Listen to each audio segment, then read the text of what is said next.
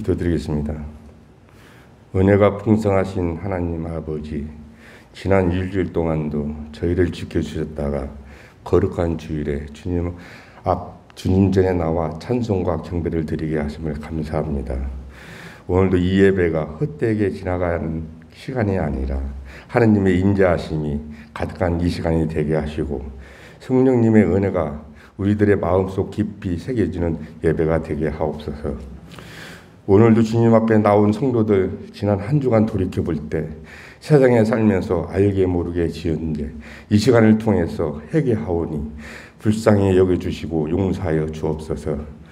저희들 예수님의 부활로 늘 씻음받으며 늘 새롭게 변화되는 저희가 되게 하시고 목자의 음성에 늘 귀 기울이며 살아가는 성도들 다 되게 하옵소서. 오늘도 예배의 자리에 나오지 못한 성도님들이 있습니다. 어느 곳에 있든지 주님을 섬기며 살아가는 종들이 되게 하옵소서. 하나님 아버지, 저희 성도들 중에 원치 않는 질병으로 병마와 싸우고 있는 심령들이 있습니다. 하나님께 친히 찾아가 주셔서 아픈 부위를 어루만져 주시어 깨끗이 치료하여 주시옵소서. 하나님 아버지, 이 시간 코로나 바이러스로 헌신하시는 봉사자들을 피곤치 않게 하시고 코로나로 인하여 침체된 경제가 살아나게 하시고 바뀌어버린 우리의 일상이 회복되게 하옵소서. 하나님 아버지, 우리 교회 4개의 목장을 축복하옵소서. 사랑, 화평, 기쁨, 온유, 목장을 돌봐주시고 영적으로 성장하는 교회, 사랑으로 협력하며 기도하는 성도들 다 되게 하옵소서.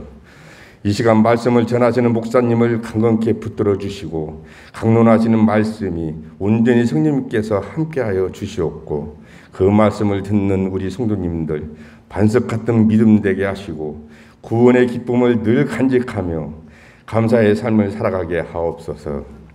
예배를 바치고 돌아갈 때에도 그리스도의 참된 사랑을 간직하고 돌아가는 모든 성도들에게 인도하옵소서. 이 모든 말씀 거룩하신 예수님의 이름으로 기도합니다. 아멘. 길가를 지나가다 보면 로또 몇 회 당첨된 곳 이런 것이 써 있는 데가 있습니다. 사람들이 꼭 거기서 로또를 또 삽니다. 뭔가 신령한 기운이 깃들었다고 생각을 하는 거죠. 최근에 한 정치인은 손에 왕자를 썼다가 여러 사람들에게 우사를 당하는 그런 것들이 있습니다. 사람들의 마음 가운데 주술의 정치를 맡길 수는 없다. 그렇게 생각을 하는 거죠. 우리는 영성 있는 사람, 뭔가 신비로운 사람, 뭔가 남이 알지 못하는 것을 아는 사람, 그 사람 옆에 있으면 불행이 떠나갈 것 같고 좋은 기운이 넘칠 것 같아서 그런 사람들을 좋아하는 것이 사실입니다. 우리 문화는 특별히 그런 걸 좋아하죠.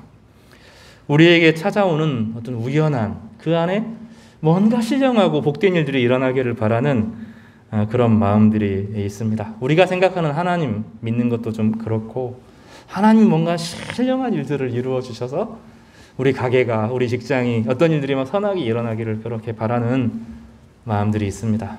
물론 그런 부분들이 성경에 종종 기록되어 있기도 하고 또 겉으로 보기에 사무적인 것, 그냥 사실적인 일이 일어나는 것 같지만 성경은 사실은 모든 것이 영적 전쟁이다 하는 것을 가르쳐 주기 때문에 우리가 늘 깨어 있어야 될 필요도 있습니다. 오늘 본문은 진정으로 영성이 있는 한 사람을 보여줍니다. 영성의 전형이죠. 다윗을 시인이라고 부르고 다윗이 살았던 평생의 삶 가운데 참 그 하나님의 영이 그 사람에게 있었구나 이런 생각들을 하게 되는데 다윗의 삶을 통하여서 진정한 영성이 무엇인지를 한번 살펴보면 좋겠습니다. 바로 본문으로 좀 들어가 보면 먼저는 다윗의 내면 흘러나오는 노래에 대해서 살펴보도록 하겠습니다. 우리는 다윗 왕 생각하면 그가 지었던 많은 노래들이 있고 또 그가 정치인으로서 왕으로서 살아가는 멋진 모습들을 살펴봅니다. 그런데 대부분의 모습들은 왕으로서 전사로 살아가는 모습입니다. 성경은 다윗이 기름 부음을 받고 나서 첫 사역을 먼저 소개해 주면서 다윗이 도대체 어떠한 사람이었는지를 미리 보여주는, 다윗의 내면을 보여주는 그런 본문이 나와 있습니다. 16장 후반부에 보면 그 메시지들이 자세하게 이제 기록이 되어 있습니다. 16장 내용에 그 14절에서부터 23절에 보면 다른 곳에서는 찾아보기 힘든 아주 독특한 에피소드가 하나 있습니다. 그 에피소드는 사울의 문제에서부터 시작합니다. 한때 성령을 의지하고 살았던 사람입니다. 이게 이해가 안 됩니다. 신약 성경에 교리적으로는 한번 성령이 임하면 그 사람은 구원받은 사람이고 성령은 평생 그를 떠나지 않는다. 이렇게 되어 있기 때문에 도무지 이해할 수가 없습니다. 그런데 구약은 성령을 좀 구분합니다. 예수님의 성령과 구약 시대에 활동했던 성령을 약간 구분합니다. 신약 성경의 성령은 우리는 어떻게 부르냐면 따라서 해볼까요? 보혜사. 신약 성경을 말할 때 똑같은 성령인데 신약 성경에서 성령을 이야기할 때는 보혜사 성령님으로 부릅니다. 보혜사 성령님과 일반 성령님하고 똑같은 분입니다. 그런데 명칭이 달라진 것은 기능과 역할을 좀 다르게 하시기 때문입니다. 보혜사 성령은 십자가를 지신 예수님 이후에 임하는 성령이 보혜사 성령이십니다. 예수님 안에 있는 사람들은 이 보혜사를 경험합니다. 이 성령님은 떠나지 않습니다. 근데 구약시대의 성령님은 보혜사 성령님이 아니셨습니다. 똑같은 성령님이었지만 잠시 거주하다가 떠났습니다. 왜냐하면 인간과 하나님 사이에 여전히 막힌 공간이 있었기 때문에 하나님의 영이 한 사람에게 오래 거할 수가 없었어요. 신약 성경은 다릅니다. 신약에 와서는 예수님께서 죄를 다 용서하시고 하나님의 사랑을 부어주시고 하나님의 사랑을 확정하셨기 때문에 아무리 침체된 사람 이하도 그가 한 번 예수님을 주로 고백한 사람 안에는 성령께서 내주하고 계십니다. 그런데 성령을 무시하고 있기 때문에 압박되어 있고 성령이 더 이상 소리를 내지 못하고 있는 것입니다. 한 번 임한 성령님은 떠나지 않습니다. 근데 구약은 달랐습니다. 구약은 십자가를 경험한 하나님의 아들의 죽음 이전의 시대에서 성령은 잠깐 필요할 때마다 필요한 곳에 임했고 그 사람에게 능력과 힘을 주었던 것입니다. 문제는 무엇입니까? 사울이 하나님을 사모하고 하나님 백성을 도우려고 할 때는 성령이 그에게 확 임하여서 그로 하여금 불가능한 일들을 하도록 도왔던 것입니다. 그런데 그 성령이 떠나고 나니 이상한 일이 벌어졌습니다. 그 마음이 예전보다도 더 완악해지고 예전보다도 더 불안해지고 예전보다도 더 그 불안에 처하는 그런 사람이 되고 말았습니다. 너무 걱정이 많아요. 밤새 잠을 못 잡니다. 이 사람이 거의 중독 상태에 있는 것처럼 너무 불안해합니다. 욕심도 많아지고 불안하고 한마디 사람들의 말이 스쳐 지나가는 말도 그 마음에 품고 살아가는, 그래서 견디지를 못하는 그런 사람이 되었습니다. 이것을 성경은 악령이 임했다 이렇게 표현을 하고 있습니다. 너무 불안해서 정치를 할 수도 없고 잠을 잘 수도 없습니다. 언제 블레셋이 쳐들어올지, 언제 자신의 백성들이 떠날지 감당이 안 됩니다. 성도들에게도 그런 일들이 벌어질 때가 있습니다. 평상시로 잘 살다가 이제 어떤 일을 하기 시작했는데 그 일들이 다 자기의 손에 안 잡히게 되고 컨트롤이 안 됩니다. 특별히 좋은 일이 있다가 나쁜 일이 생기고 나면 감당이 되지를 않습니다. 도대체 어디서부터 어디를 시작해야 되는지 모르겠습니다. 그리고 사람들의 말이 그렇게 거슬리기 시작합니다. 마음을 파고듭니다. 저 사람들이 나를 싫어하는 거 아닌가? 저 사람들이 내 뒤통수를 치는 거 아닌가? 이런 마음이 완전히 사로잡히게 됩니다. 사울이 그렇게 되었던 겁니다. 이렇게도 하고 저렇게도 하는데 효험이 없습니다. 도움이 안 됩니다. 정상적이면 모든 거 내려놓고 내가 왕 이전에 하나님의 사람이지 하고 일정한 시간을 갖고 하나님 앞에 머물러서 금식하고 말씀을 묵상하고 모세의 오경들을 다시 살피면서 자신과 하나님과의 관계를 바로잡아야 되는데 문제는 무엇입니까? 사울에게 시간이 없는 겁니다. 정치를 해야 되고 처리해야 될 일들은 너무 많고 지금 안 하면 안 될 것 같고 불안하니 계속 그 일에 매달리면서 수레바퀴를 돌리는 것입니다. 그러면서 점점점 잠을 못 자고 점점점 불안해지고 다른 사람의 소리에 점점점 예민해지면서 마음이 완전히 황폐해지게 되는 지경에 이르게 됐는데 악령이 임했다 이렇게까지 표현한 것입니다. 그때 신하들이 이야기를 합니다. 이 악령이 당신을 번뇌케 한즉 하나님을 잘 경외하는 사람의 악사를 불러서 당신의 마음을 평안케 하시옵소서 이렇게 이제 이야기를 하는데 또 사울이 그 얘기를 듣습니다. 사울이 참 귀가 예민한 사람이에요. 나중에 보면 사울은 자꾸 다른 자신의 내면에서 하나님을 경외하는 그런 사람이 아니라 주변에 그렇게 흔들린 사람이에요. 사울의 모습이 이제 그렇게 점점점 변해갑니다. 그때 다윗이 불려옵니다. 그리고 다윗이 음악을 연주합니다. 노래를 부르지는 않은 것 같고 하프, 현악기인데 정확하게 어떤 악기인지는 모르겠습니다. 악기를 연주하는데 평안이 찾아오고 마음이 부드러워지는 것입니다. 여기 다윗에 대해서 성경에서 처음으로 소개하는 이 두 번째 장면인데 하나는 얼굴이 붉고 눈이 멋있고 이런 외적인 장면들이 있었다면 오늘은 이렇게 설명하고 있습니다. 수금을 타는 자였다. 용기가 있는 자였다. 무용이 있었고 구변이 있었다. 이 네 가지로 설명하고 있습니다. 수금을 탄다는 것은 악기를 잘 다루었다. 이런 표현이지 우리가 일상적으로 아는 것입니다. 그런데 성경은 다른 이야기를 합니다. 악기를 잘하니까 영성 있는 찬양을 불렀다. 노래를 만드는 자였다. 이렇게 나와야 되는데 16장에 보면 찬양하고 전혀 상관없는 이야기 세 단어가 끼어 있습니다. 용기가 있었고 무용이 있었고 구변이 있었다. 이렇게 되어 있는데 원어로 살펴보면 용기가 있었다는 것은 힘이 있었다. 힘이 센 사람이었다. 이런 메시지고요. 무용이었다는 것은 오히려 용기가 있는 사람이었다. 이런 뜻이고요. 구변은 말을 조리 있게 잘하는 사람이었다. 이렇게 말합니다. 이것을 우리식으로 정확하게 더 이야기를 하면 진실을 말하는 자였다. 구변이 좋았다는 것은 진실을 말할 줄 아는 사람이었다. 이렇게 됩니다. 이거는 시인들은 잘 아는 얘기입니다. 노래하는 사람들도 잘 알아듣는 이야기입니다. 한때 우리나라 시도 예쁜 말들, 멋진 말들이 화려하게 막 이렇게 있을 때가 있었습니다. 그런데 한 시인이 어떤 시를 쓰기 시작했습니다. 우리가 잘 아는 섬진강의 시인입니다.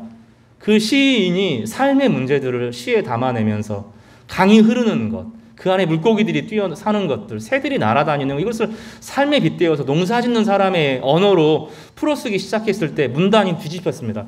한국 문학계에서는 그분 우리 섬진강에 있는 그 김용택 시인은 정말로 중요한 사람인데 시단의 분위기를 완전히 바꾼 겁니다. 살아있는 삶이 묻어나는 이야기를 하는 진실한 시를 썼기 때문에 한국 문학의 말의 유창함을 가지고 하는 것이 더 이상 설 수 없게 된 겁니다. 다윗은 구변이 있는 사람이었습니다. 다시 말하면 용기, 무용, 구변이라고 하는 것은 그 내면이 단단한 사람입니다. 여기서는 굳어진 단단함이 아니라 내적인 힘이 있는 사람이었습니다. 그 내적인 힘이 흘러나오는데 악기로 표현된 겁니다. 이것을 우리는 영성이라고 부릅니다. 사람은 그냥 가지고는 알 수가 없습니다. 몇 마디 말을 들어서는 알 수가 없습니다. 그런데 어떤 사람은 마음에 힘이 있는 사람들이 있습니다. 마음에 힘이 있어요. 다른 사람의 말에 경청하여 듣지만 휘둘리지 않습니다. 좀 어려움이 다가오면 어떻게 막 이런 게 아닙니다. 많은 사람들은 그 어려움 앞에서 표현을 안 하지만 마음속에 불안이만 가득합니다. 이걸 어떻게 통정해야 될지. 그래서 작은 어려움도 크게 보기 시작합니다. 이게 정말 어려워요. 큰 어려움이 오면 이건 큰 어려움이구나. 내가 할 수 없겠구나. 그래서 주변의 사람들과 함께 맞서서 계획을 세우고 준비를 해야 되고 작은 어려움이면 이거는 지나가겠구나 하고 이거 구분을 해야 되는데 어느 순간 그것이 사라집니다. 중요한 것의 경계를 잃어버립니다. 다윗은 그렇지 않았습니다. 다윗은 용감한 사람이어서 어려운 것도 쉽게 풀어내가는 그런 영성 있는 사람이 되었던 겁니다. 이 내적인 힘을 가진 사람이 그렇습니다. 여러분 이것은 우리가 너무나 쉽게 아는 겁니다. 어떤 사람은 5kg, 10kg, 20kg 밥에 아령을 못 들어요. 어떤 사람은 막 100kg, 200kg도 들어냅니다. 그러면 겉으로는 똑같이 보여도 다릅니다. 일을 하는 방식이 다릅니다. 높은 산에 가려고 하면 낮은 산부터 왔다 갔다 하면서 근육을 길러야 됩니다. 정말로 영적인 사람들은 이 내면에 힘이 있는 사람입니다. 주변에 어려움들이 다가올 때 나에게 이런 어려움이 왜 오지가 문제가 아니라 이 어려움을 실제로 해결해내는 사람이 영성 있는 사람입니다. 다윗은 그런 사람이었습니다. 다윗의 내면에 힘이 있었습니다. 그 힘이 외적으로 탁 펼쳐나가는데 사람들이 보기에도 위압적이지 않으면서 편하면서도 그 악기를 연주하는데 그 악기 안에 그 사람의 마음이 실리니까 그 마음이 평안을 가져다 오면서 다 사울의 그 두려움이 사라지게 되는 겁니다. 다윗에 영향을 끼쳐서 사울의 두려움이 사라지는 그런 일들이 벌어지게 되었습니다. 찬양도 그런 사람들이 있습니다. 화려한 기교를 통해서 노래를 부른 사람이 있는가 하면 진실한 소리를 진실한 힘에 담아서 부르는 사람이 있습니다. 그럴 때 마음의 두려움들이 사라지면서 그 음악에 매료되어지고 힘을 얻게 되는 그런 사람이 다윗이었습니다. 큰 빙산이 멀리서 볼 때는 작은 떠있는 그 얼음 조각으로밖에 안 보입니다. 그런데 어부들은 조심합니다. 왜냐하면 그 배후에 어떤 게 있는지 몰라요. 앞으로 보이는 건 봐도 정말로 둥둥둥 조그만하게 얼음덩어리가 하나 떠나는지 그 뒤에 무엇이 있는지를 알 수가 없는 거죠. 그래서 그것을 조심합니다. 그리스도인들이 그렇습니다. 그 영성 있는 사람들은 겉은 위압적이지 않고 부드러운데 그 내면의 힘이 너무너무 커서 어려움이 오지만 딱 이겨냅니다. 작은 어려움이 흔들리는 사람들이 있습니다. 그 사람들이 하는 것이 불평하는 겁니다. 왜 이거밖에 못하는지 말을 많이 하고 톡한 말을 하는데 사실은 내면이 나는 그 어려움들을 감당할 수 있는 능력이 전혀 없는 사람입니다 하고 다른 사람에게 책임을 떠넘기면서 그 말을 독하게 하는 겁니다. 인생에 책임을 져보지 않은 사람들의 말이 불평이 넘치는 것입니다. 평생 어린아이로 살아갑니다. 다윗은 15세, 16세밖에 되지 않은 젊은 청소년에 불과했지만 그 마음은 내적으로 생명력이 있어서 그 찬양으로 다른 사람을 감동시킬 수 있는 그런 성도였던 것입니다. 사랑하는 성도 여러분, 용기가 있기를 바랍니다. 또 힘과 용맹스러움이 우리 가운데 주어지기를 바랍니다. 앞에서 말을 돌려서 말하는 방식이 아니라 지혜롭게 말하되 정직으로 이야기해서 승부하는 그런 힘 있는 사람이 되기를 바랍니다. 여러분에게 주어지는 많은 어려움들이 너무 커 보이면 정말로 어려움이 큰 것이 아니라 우리 눈에 문제가 있을 수 있습니다. 내가 지금 영성이 많이 약해져 있구나. 힘이 많이 떨어졌구나. 그러면 사울처럼 계속 그 일을 하면 안 됩니다. 점점점 몸이 약해지는 겁니다. 점점점 몸이 약해져서 일을 많이 하는데 효율은 떨어지고 일에 치우쳐 살게 되면서 그 사람 전체가 고갈되고 마는 것입니다. 그래서 힘이 필요합니다. 너무 힘들면 삶이 너무 감당하기 힘들어. 내 삶은 왜 이렇게 어려운 일이 닥치는 거야? 그러면 삶의 짐을 생각하는 것이 아니라 지금 내 힘이 약해져 있구나를 생각해야 됩니다. 그리고 빨리 돌아와서 푸시업도 하고 걷기도 하고 산에도 가고 힘을 기르고 또 하나님 앞에 좀 나와서 좀 내려놓고 주님 저에게 힘을 주십시오 하고 성경을 깊이 묵상하면서 기도에 깊이 진입하면서 또 하나님을 찬양하는 것을 계속 깊이 하다 보면 어느 순간 마음에 정말로 세밀한 하나님의 음성이 들리기 시작하고 물이 차오르기 시작하는데 어느 순간 비워졌던 저수지가 꽉 차면서 힘이 생기게 되는데 물이 꽉 차면 전기도 만들어내고 그 물이 차면 그 안에 물고기들도 뛰어오르고 생명이 막 살아나는 그 내적인 힘이 생기는 것입니다. 영적인 저수지가 고갈되면 문제가 되는 겁니다. 다윗은 겉으로는 조그마한 아이였는데 속에서는 어마어마한 바다와 같은 그런 힘이 있었던 사람이었던 것입니다. 성경은 그런 사람이 중요하다는 거예요. 여러분 그렇지 않으면 일만 죽도록 하고 불안과 염려 가운데 인생은 계속 살아가는데 열매는 하나도 없는 비참한 인생을 나중에 거두게 되는 겁니다. 그래서 성경에 그렇게 말하는 것이 하나님을 경외하라. 하나님 앞에 나아오라. 하나님의 여호와의 힘, 너희의 힘이다. 이것을 경험해야 되는 것입니다. 다른 게 급한 게 아닙니다. 주님 앞으로 나와서 주님과 깊이 교제하면서 그러면 하나님께서 우리 마음을 확 넓혀주시고 힘을 그 안에 하나님의 성령의 은혜를 부어주시는데 그 은혜가 어느 순간 어려웠던 것들이 저절로 풀려지는 그 앞에 저절로 고개를 숙이는 그런 일이 일어나게 될 겁니다. 성령께서 여러분 모두에게 이런 영적인 힘을 주시기를 주님의 이름으로 축복합니다. 두 번째는 전쟁에 대한 이야기인데요. 다윗의 전쟁의 준비를 좀 한번 살펴보도록 하겠습니다. 17장에 보면 다윗이 그 전쟁에 굳이 뛰어들고 싶지 않았던 내용들이 나옵니다. 준비에 대한 이야기를 두 번째로 좀 해보려고 하는데요. 그 배경이 블레셋 사람들이 군대를 모으고 이렇게 시작됩니다. 블레셋 사람들이 그들의 군대를 모으고라고 되어 있는데 원래 블레셋은 한 나라가 아닙니다.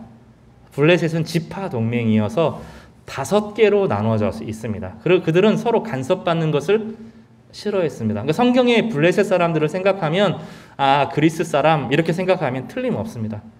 그리스 사람들입니다. 이 사람들이 그리스 문명의 일족들입니다. 그리스가 좁아서 밖으로 나온 사람들을 이제 블레셋이라고 부릅니다. 히타이트족하고 섞여 있는 사람들이기도 합니다. 이 블레셋 사람이 그리스 사람이라고 생각하면 그게 되게 중요한데 블레셋 사람들하고 이쪽에 사는 사람들하고 좀 달랐습니다. 이쪽에 있는 사람들은 이스라엘 백성들이 아니어도 할례를 다 받았습니다. 모압, 암몬 막 다 할례를 받았습니다. 근데 블레셋 사람들은 할례를 안 받았습니다. 그리스 사람들은 할례를 안 받습니다. 그래서 문화적인 차이가 있습니다. 정치 시스템이 완전히 다릅니다. 이 사람들은 자유에 의존합니다. 하나님을 신들이 나오지만 우리가 생각하는 그런 신들이 아닙니다. 여호와를 경외하는 그런 신들이 아닙니다. 사람을 의인화시켜서 신처럼 여겼던 것이죠. 이 사람들은 자유를 주장하는 사람이어서 한 왕이 권력을 가지고 나라 전체를 통제하는 것을 싫어합니다. 그런데 위기가 생기면 아니면 공동의 목표가 생기면 그들의 군대를 훈련시켜서 하나의 군대를 만들고 그 중에 대표자를 세워서 일시적으로 그 정치를 감당하도록 하는 것입니다. 군대를 모았다 하는 것은 흩어졌던 5개의 블레셋 족속이 이스라엘을 적으로 여겨서 하나로 모아서 이제는 전면전을 치르겠다 이제 그런 얘기를 하는 겁니다. 이것은 비상 상황. 블레셋은 원래 따로따로 활동을 하지 같이 움직여서 활동하는 사람들이 아닙니다. 이제는 같이 힘을 모아서 대의를 도모하기로 결심했는데 왜냐하면 이스라엘에 강력한 제국 사울이라고 하는 제국이 생겨났기 때문입니다. 하나님은 사울을 제국의 왕이 되기를 원치 않았지만 사울은 스스로 자기가 왕이 되고자 했던 것이죠. 그래서 블레셋 사람들은 에베스 다밈이라고 하는 골짜기 위에 진을 치게 됐고 이스라엘 사람들은 엘라 골짜기를 중심으로 두 개의 이제 골짜기인데 그 안에 이제 이렇게 물이 흐르게 되는 지금은 이제 비가 오지 않았기 때문에 마른 땅이 있는 겁니다. 그래서 양쪽을 서로 마주보게 되었습니다. 근데 우리가 잘 아는 것처럼 그 안에서 블레셋의 전쟁의 영웅인 골리앗이 등장합니다. 골리앗에 대한 묘사가 재밌게 잘 돼 있어요. 볼까요? 싸움을 도두는 자가 왔다 이렇게 표현합니다. 여기서 싸움을 도두는 자였다는 것은 목소리가 큰 사람이었다. 우선은 그렇게 좀 이해하시면 좋겠습니다. 그리고 이 사람을 사람들이 알아서 전쟁의 영웅과 같은 사람입니다. 골리앗은 멍청한 사람이 아닙니다. 특별히 골리앗을 묘사할 때 가드 사람이라고 되어 있어요. 가드는 이 블레셋 사람들의 그 영웅과 같은 신비한 이 가드 사람은 전쟁에 능한 사람들 이런 뜻을 가지고 있는 전쟁꾼들이 살고 있는 전쟁에 용명한 사람들을 모아는 곳이 가드입니다. 가사는 좀 성격이 다릅니다. 이 가드는 전쟁에 탁월한 사람들이 모이는 곳입니다.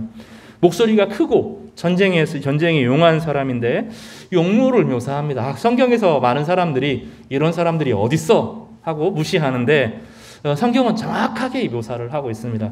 여기 보면 규빗이라는 말이 나옵니다. 규빗.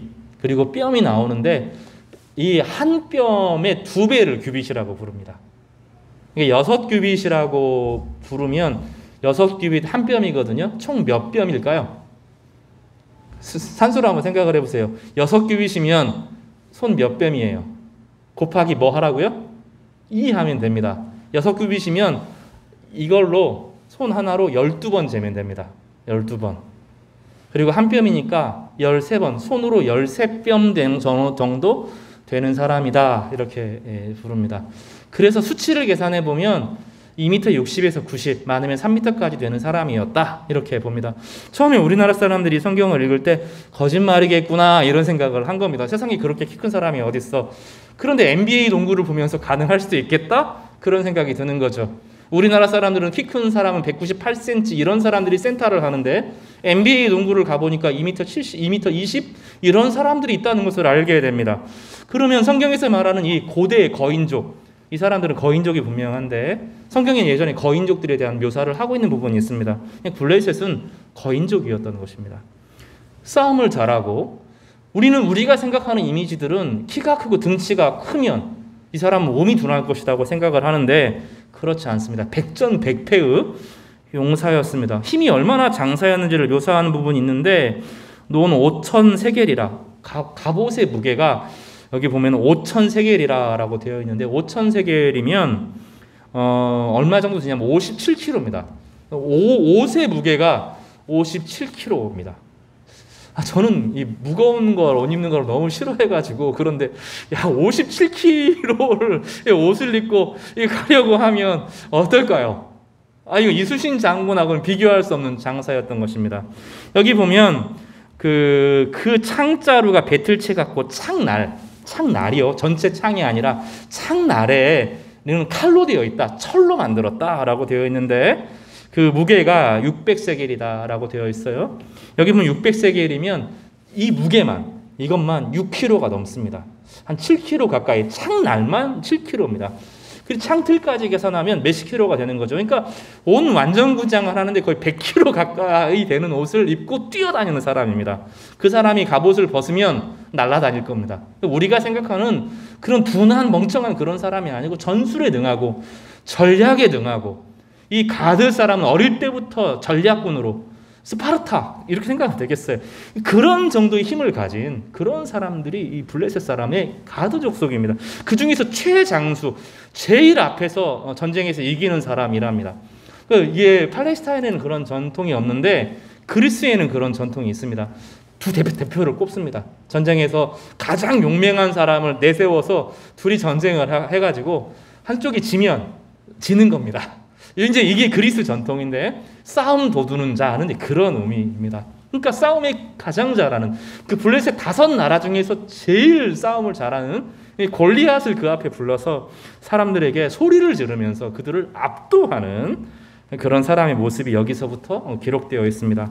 이 사람을 성경에서는 뭐라고 표현하냐면 어려서부터 용사였다 이렇게 어릴 때부터 싸움의 천재였다 이렇게 설명을 하고 있습니다. 그 전쟁에 우리가 잘 아는 것처럼 다윗은 전장의 전투 사람으로 나온 것은 아닙니다. 최초로 그 기름 부음을 받고 사울의 그 왕궁을 여러 번 왕래해서 사울이 좋지 않을 때마다 도왔고 이런 과정들을 겪어보면 최초의 기름 부음의 시간이 16살 정도 되었다면 지금은 한 18살 정도의 나이라고 생각하면 좋겠습니다. 형들의 8번째거든요. 이 다윗이 8번째 아들이에요. 아들이 8 있었는데 그 중에서 딸들도 몇 사람 있었어요. 그 중에서 8번째 아들 중에 이제 막내입니다. 늘 형들에게 구박당하고 살았던 형들이 별로 막 이렇게 예쁘게 보지 않고 막 뭐 쉽게 막 뭐라고 너 이렇게 설치면 안 된다 이렇게 하는 걸 보면 그렇게 막 사랑을 받았던 아들은 아닌 것 같습니다. 치즈 덩어리 먹을 걸 갖다 주려고 갔던 것이죠. 그런데 쩔쩔 매고 있는 왕과 형들과 그리고 거기서 멀리서부터 키가 크니까 우랑차게 보이고 노스에 이제 이게 갑옷이 노스로 되어 있는데 이게 반짝 그 노스는 잘 닦으면 금처럼 반짝반짝 거리거든요.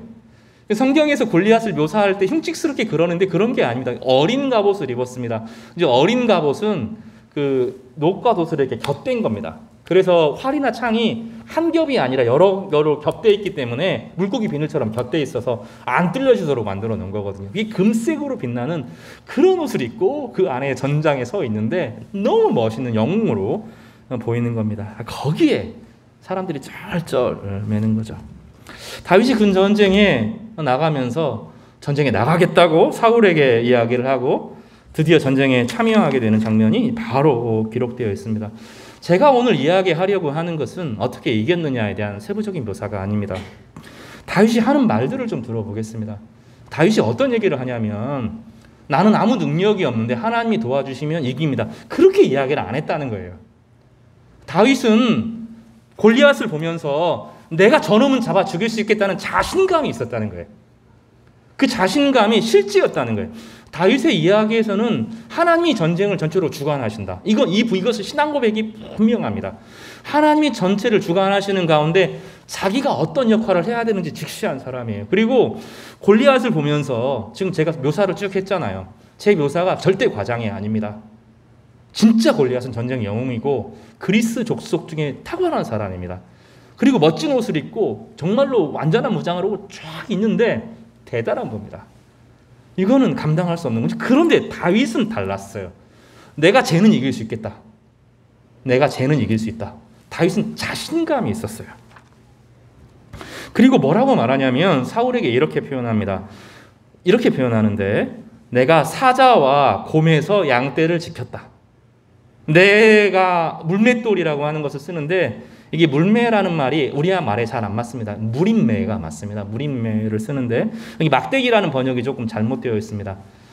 막대기가 아니라 양털을 꼬은 겁니다. 물매는 원래 양털로 만들어지고 끝에 가죽으로 된 겁니다. 물매는 어떻게 쓰냐면 새끼손가락을 이렇게 집어넣습니다. 선이 두 개가 있는데 이렇게 집어넣습니다. 이렇게 하고 두 개로 끝을 잡습니다. 나머지는 이제 고정을 하는 겁니다.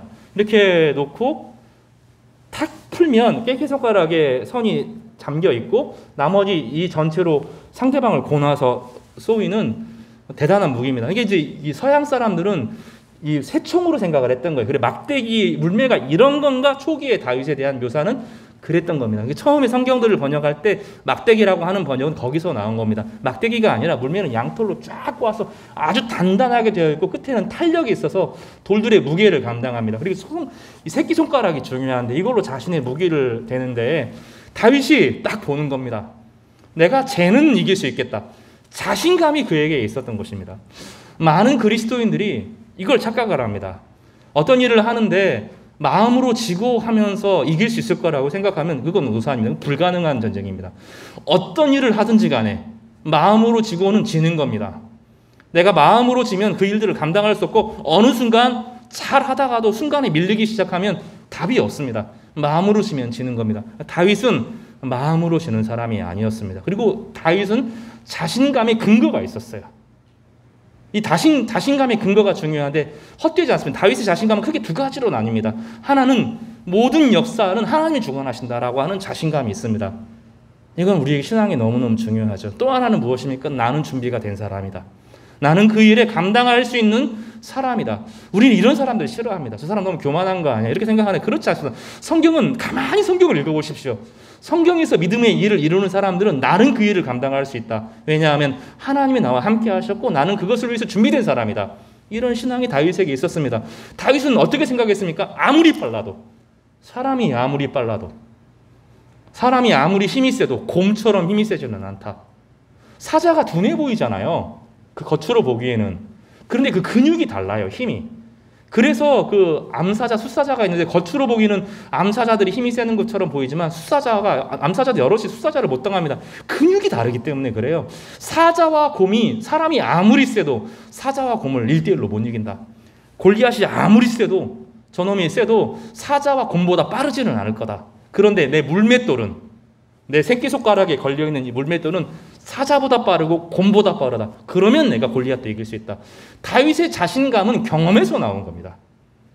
우리가 생각하는 그 영성은 막연하게 흐릿하게 꿈잡는 이야기가 아닙니다. 다윗의 영성은 확실한 경험에서 나왔습니다. 나는 사자들과 싸웠고 나는 곰과 싸웠는데 내가 저 사람이랑 못 싸울 이유가 없다. 그렇게 말합니다. 할 수 있거든이 무슨 말이냐? 믿는 자에게는 능치 못함이 없느니라. 마가복음 9장 23절에 주님께서 하신 말씀입니다. 영적인 일도 자신감이 없으면 안 된다는 거예요. 믿음으로 도전해야 되고 그 믿음의 도전에 예수님의 배후에서는 하나님이 나를 기뻐한다는 자신감이 있었습니다. 예수님의 자신감, 마가복음 9장에 나오는 9장 23절에 나오는 자신감은 사실 9장 7절에 23절 바로 앞에 보면 이런 말이 나옵니다. 하늘에서부터 마침 구름이 와서 그들을 덮음에 구름 속에서 소리가 나서 이는 내 사랑하는 아들이니 너희는 그의 말을 들으라 하는지라. 이 예수님께서 그 지금 병자를 고치기 위해서 간질 들리는 아이 앞에서 믿음이 없으면 못한다. 믿음 없이 도전해서 이룰 수가 없다. 그리고 예수님께서 믿음으로 그 아이를 고치는데 9장에서 같은 9장입니다. 9장에서 그 근거를 설명하는 것입니다. 하나님께서 십자가를 지시기로 결심한 예수님에게 구름 가운데 말씀하시면서 그를 덮고 내 사랑하는 아들이다. 내 기뻐하는 자다. 너희는 예수의 말을 들어야 된다 하고 증언해 주시고 확실하게 인쳐 주셨습니다. 마가복음은 또 한 번 더 그런 일이 있는데 마가복음 예수님께서 세례를 받으실 때 하늘로부터 소리가 나기를 너는 내 사랑하는 아들이라 내가 너를 기뻐하노라 그렇게 말씀하셨어요. 예수님은 하나님의 사랑받는 아들이라고 하는 자부심이 그 안에 있었던 것입니다. 다윗에게는 그 자부심이 있었어요. 그 영성이라고 하는 거, 처음에 제가 말씀드렸던 찬양의 영성이라고 하는 것은 바로 그것을 말합니다. 찬양하는 가운데, 말씀을 읽고 묵상하는 가운데, 자기 양떼들을 돌보는 가운데 하나님이 나를 사랑하는구나를 다윗이 알았어요. 이 그리스도인들의 핵심의 문제가 무엇이냐면 하나님이 나를 사랑하는 것이 어느 순간 느껴지지 않습니다. 내 욕망으로 하든지 아니면 여러 불평이 쌓이든지 자꾸 내 시각으로 바라보든지 기도가 소홀해지든지 하나님 말씀의 깊이가 사라지든지 하면서 어느 순간 하나님이 자기를 막연하게 신앙생활을 하고 왔다 갔다 교회 생활을 하긴 하는데 하나님의 사랑이 자기 안에 부어지지 않습니다. 그리고 자꾸 욕망으로 하게 되면 내 힘은 세지는데 내 안의 욕망은 사라집니다. 이 골리앗과 다윗은 질적으로 다릅니다. 다윗에게 있는 것은 좀 다른 영성입니다. 골리앗의 외부에서 힘이 아니라 하나님이 나를 사랑한다라고 하는 그 자각, 그 표현이 오늘 본문에 보면 우리가 예배를 드릴 때 함께 묵상했던 시편 2편에 나옵니다. 너는 내 아들이라, 내가 너를 낳았다, 내가 시온에 내 왕을 세웠다. 하나님이 자기에게 그렇게 했다는 거예요. 나는 하나님의 영적인 아들이다. 육적인 아들은 예수 그리스도, 하나님의 외아들은 예수님 한 분이지만 나는 하나님의 영적인 아들이다. 이런 고백이 다윗에게 있었습니다. 시편 2편이 그 고백입니다. 나는 하나님의 사랑받는 자녀다. 하나님의 아들이다. 하나님께서 나를 세웠다. 하나님의 사랑이 내 안에 흘러 들어온다. 이 사랑이 그를 지배했던 겁니다. 그 하나님의 사랑으로 너무너무 가득하고 훈련되어 있었습니다. 사자와 곰을 잡는 훈련이 되어 있었습니다. 그러니 골리앗이 안 무서운 겁니다. 영성이 약해지면 세상이 무서워집니다. 자꾸 짜증이 납니다. 무서우니까 짜증이 나는 거예요. 감당할 수 있을 거라고 하면 괜찮은데 그게 안 될 거라고 생각하니까 무너지는 겁니다. 내면에서 무너집니다. 정말로 많은 사람들이 내면에서부터 무너져 있습니다. 다윗은 그렇지 않았습니다. 모두가 다 영적으로 무너져 있을 때, 다 사울만 바라볼 때, 무장을 바라볼 때 다윗은 아닌데 저 골리앗. 근데 물매가 아무리 빨라도 사자와 곰보다 사람이 못 빠를 것이고 사자와 곰이 아무리 빨라도 이 돌멩이 소리, 돌멩이가 날아가는 속도를 따라갈 수 없는데 다윗은 과학적이고 수백 번, 수천 번 던진 겁니다. 물매가 한 번 정확도를 가지면 된다는 거예요. 제가 이거 안 믿었어 처음에는. 근데 김병만 보니까 새총으로 사람 뭐 할리는 걸 딱 잡더라고요. 훈련되면 되는구나 알겠더라고요. 양궁 하는 사람들이 이렇게 멀리에서 훈련하니까 바람과 이런 거 상관없이 그 간육을 깨뜨는 걸 보면서 물매와 정확도는 그렇다는 겁니다. 돌리고 그 힘을 돌려서 힘을 싹 실어서 확 나가면 딱 맞을 수 있다는 거예요. 그러니 나갑니다. 사울이 그에게 자신의 무장을 빌려줍니다. 다윗이 처음에 입어봐요. 덜그럭 거립니다. 싹 벗어놓습니다. 본문에 보면 이제 다윗과 사울의 그 골리앗의 이야기가 있습니다. 41절에서부터 지금 47절까지 너무너무 중요한 메시지거든요. 꼭 읽어봐야 돼요. 41절에 뭐라고 나와 있냐면 골리앗이 17장 41절에 보면 저주를 퍼붓습니다. 여기 보면 블레셋 사람이 방패를 든 사람을 앞세우고 다윗에게로 점점 가까이 나아가니라. 그 블레셋 사람이 둘러보다가 다윗을 보고 업신여기니 이는 그가 젊고 붉고 용모가 아름다움이라. 그리고 뭐라고 말하냐면 43절 후반절에 보면 그의 신들의 이름으로 다윗을 저주하고. 여러분 인생에 어떤 일을 하든 그게 선한 일이면 선한 일이건 악한 일들이건 어떤 일을 시작할 때 반대를 경험하지 않는 일들은 없어요. 그게 중요한 일이면 중요할수록 더 반대가 심해집니다. 그리고 그것이 선한 일이면 더 반대가 심해집니다. 왜냐하면 세상은 사탄이 존재하고 그 선한 일들을 깨트리려고 하는 것이 사탄의 계략이고 모략이기 때문에 선한 일을 하려고 하면 사람들은 무너지는 겁니다. 그 앞에 사람들은 반대를 하고 욕을 하고 저주를 퍼붓습니다. 처음에는 그냥 인간적인 모욕을 하죠. 거기 지면 안 되는 거예요. 거기다가 저주를 퍼붓죠. 신들의 이름으로 저주를 합니다. 그러면 이 말은 옛날 사람들은 말은 이루어지고 신들의 이름은 저주의 힘이 있다고 생각했기 때문에 저주가 임해야 되는 겁니다. 골리앗은 늘 그렇게 이겼습니다. 사람을 욕설을 퍼붓고 그리 기를 막 죽이는 거죠. 지금 세상은 기를 죽이는 세대예요. 여러분 어떤 일을 하든지 간에 주변에 여러분들이 욕을 안 먹고 어떤 일을 한다? 그런 건 없어요. 세상에. 그런 일은 없어요. 내가 착한 일을 하면 사람들이 나를 격려해주고 칭찬해주고 세상에 그런 거 없어요. 세상은 반대하고 막아서는 일들이 일상인 겁니다. 그리고 그것이 선한 일이고 하나님의 의로운 일을 하면 내가 선하고 착한 일을 하니까 사람들이 도와줄 거다. 그렇지 않습니다. 저주를 경험해야 되는 겁니다. 그거를 뚫고 나가느냐 그 말에 멈춰 서느냐의 문제입니다. 다윗의 영성은 그걸 뚫고 나가는 거예요. 그리고 45절에 하나님의 이름으로 내가 너에게 나아간다. 대단한 말이죠. 그리고 여호와의 구원, 47절에 여호와의 구원이 칼과 창에 있지 않다. 전쟁은 하나님께 속한다. 저주를 딱 막아섭니다. 나는 하나님의 영적인 아들이다. 이 고백이 있는 거죠. 그리고 여기서 중요한데, 그리고 손을 들어서 주님, 나는 가만히 있을 거니까 천둥을 내려주십시오. 번개를 내려주십시오. 골리앗을 쳐 죽이십시오. 안 그래요. 많은 사람들이 여기서 혼란을 겪습니다.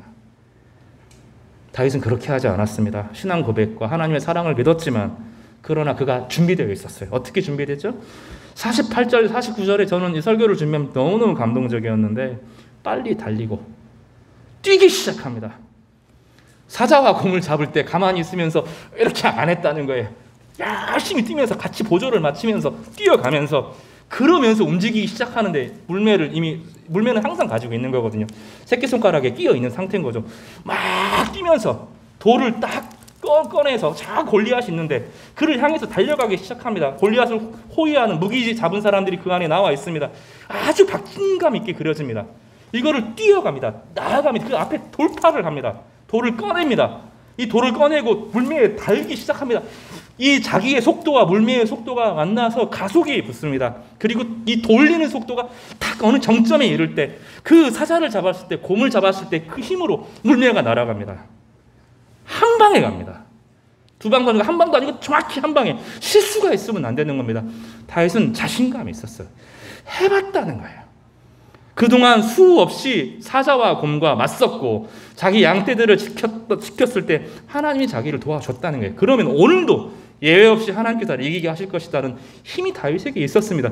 그 돌에 다윗의 자신감이, 다윗의 영성이, 다윗의 기도가, 하나님의 함께 하심이 같이 묶어서 탁 날아가는데 골리앗의 머리를 딱 때리는 겁니다. 안 죽었어요. 골리앗이 맞고 충격을 받고 기절을 한 거죠. 골리앗의 칼을 꺼내서 목을 베니다. 본문은 그렇게 되어 있어요.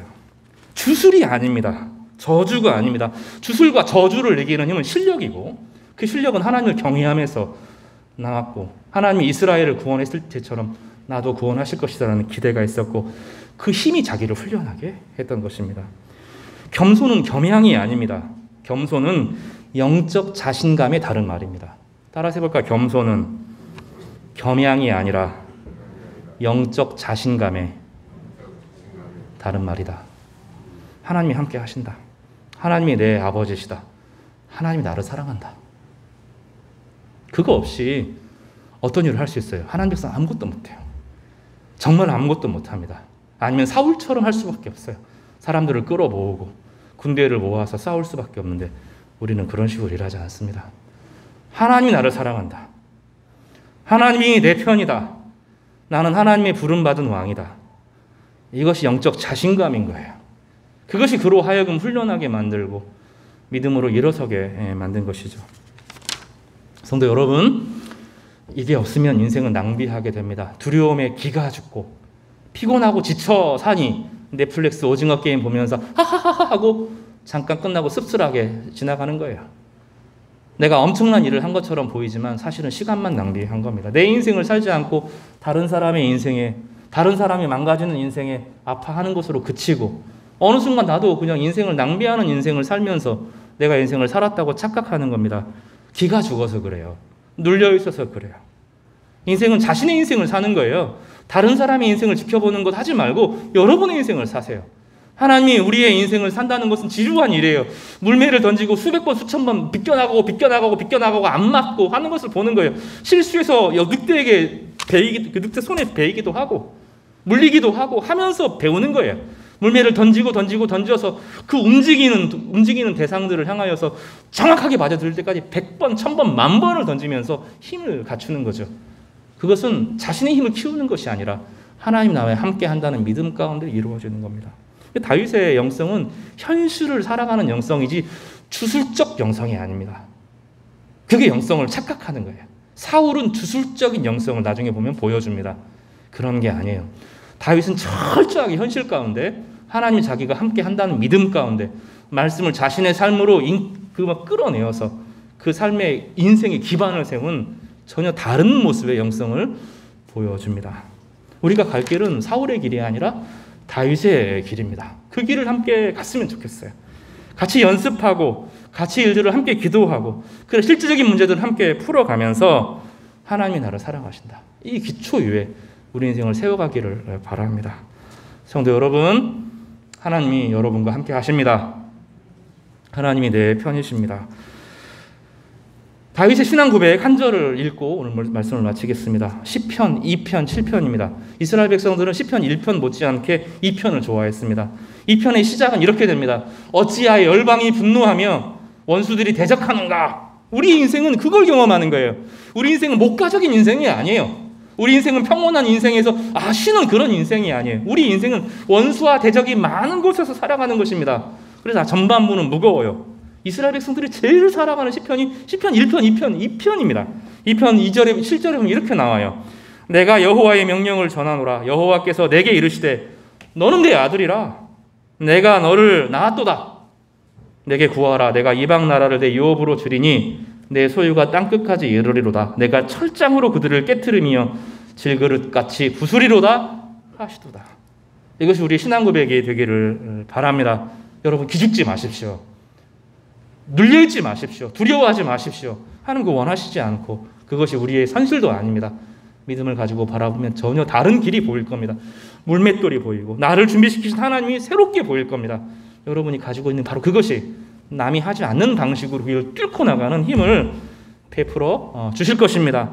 이 은혜가 여러분 모두에게 또 우리에게 임하기를 주님의 이름으로 축복합니다.